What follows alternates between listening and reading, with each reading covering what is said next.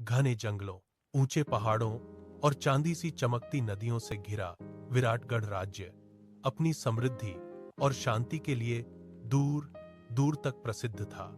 यहाँ के राजा विक्रमसेन एक शक्तिशाली शासक थे, लेकिन उनका बेटा राजकुमार आर्यवीर अपने पिता से बिल्कुल अलग था। जहाँ राजा सत्ता और ताकत में विश्वास रखते थे, वहीं आर्यवीर दया, न्याय और प्रेम में विश्वास करता था।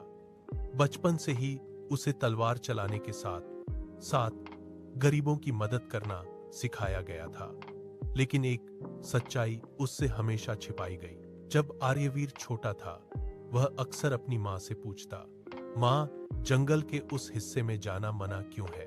उसकी माँ हमेशा डरकर कहती, वहां अंधेरा है और कुछ ऐसे राज हैं जिन्हें जानना अच्छा नहीं। लेकिन आर्यवीर की जिज्ञासा दिन ब दिन बढ़ती गई। एक दिन महल के पुराने पुस्तकालय में उसे एक धूल भरी किताब मिली, जिसमें एक जादुई झील का जिक्र था और एक ऐसी परी का जो वरदान देती है, लेकिन हर वरदान के साथ एक श्राप भी जुड़ा होता है। किताब के आखिरी पन्ने फटे हुए थे, जैसे किसी ने जानबूझकर सच्चाई। सालों बाद जब आर्यवीर जवान हुआ, एक दिन वह शिकार के लिए निकला, लेकिन उस दिन कुछ अजीब हुआ। जंगल जैसे उसे बुला रहा था। हवा में फुसफुसाहट थी, पेड़ झुक कर रास्ता दिखा रहे थे, और फिर वह पहुंच गया एक ऐसी जगह जहां सूरज की किरणें भी मुश्किल से पहुंचती थीं। वहां एक झील थी, बिल्कुल शांत, लेकिन उसकी गहराई में कुछ चमक रहा था। जैसे ही आर्यवीर ने झील के पानी को छुआ, चारों तरफ नीली रोशनी फैल गई। पानी से धीरे धीरे एक परी बाहर आई।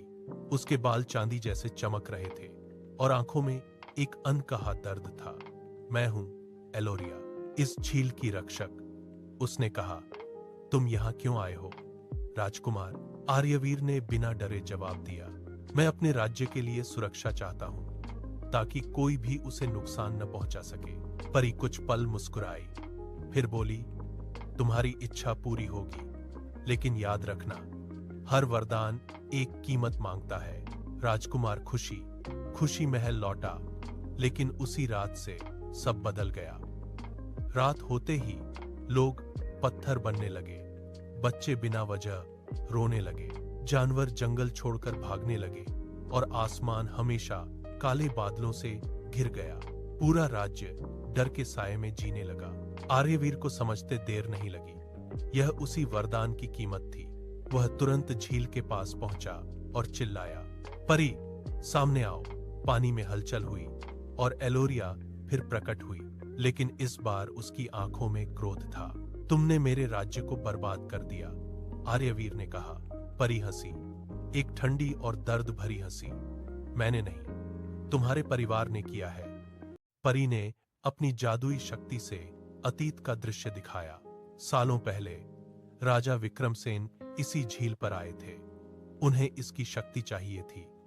उन्होंने एलोरिया को धोखे से कैद कर लिया और उसकी जादुई शक्तियों का इस्तेमाल अपने राज्य को मजबूत बनाने में किया, लेकिन उस लालच ने परी को अंदर से तोड़ दिया। मैंने सालों तक कैद में तड़प तड़प कर जिया है, परी बोली। अब समय है बदले का। आर्यवीर का दिल टूट गया। उसे अपने पिता पर गर्व था, लेकिन अब वही उसके सबसे बड़े अपराधी बन चुके थे। वह सोच में डूब गया, क्या वह अपने पिता की गलती की सजा अपनी प्रजा को भुगतने देगा? नहीं। राजकुमार ने अपनी तलवार जमीन पर रख दी और बोला, अगर ये बदला जरूरी है तो मुझसे लो। परी चौंक गई, मेरी जान ले लो, लेकिन मेरी प्रजा को छोड़ दो, आर्यवीर ने कहा। उसकी आंखों में डर नहीं था, सिर्फ सच्चाई और त्याग था। परी ने कहा, ठीक है, अगर तुम सच में अपने लोगों के लिए मर सकते हो तो अपनी तलवार खुद पर चलाओ। जंगल में सन्नाटा छा गया। आर्यवीर ने बिना हिचकिचाए तलवार उठाई, और जैसे ही वह खुद पर वार करने वाला था, परी ने उसका हाथ पकड़ लिया। परी की आंखों से आंसू बहने लगे। बस यही देखना चाहती थी मैं। तुम अपने पिता जैसे नहीं हो।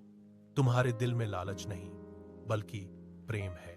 उसने अपना जादू वापस ले लिया। आसमान साफ हो गया, फसलें फिर से हरी हो गईं, लोग फिर से जीवित हो गए। राजकुमार ने अपने पिता की गलतियों को सुधारा, उसने झील के पास एक मंदिर बनवाया और उसकी रक्षा का वचन लिया। एलोरिया धीरे धीरे गायब हो गई, लेकिन उसकी मुस्कान और सीख हमेशा के लिए रह गई। बदला दिल को और ज्यादा दर्द देता है, लेकिन माफी और त्याग हर घाव को भर सकते हैं।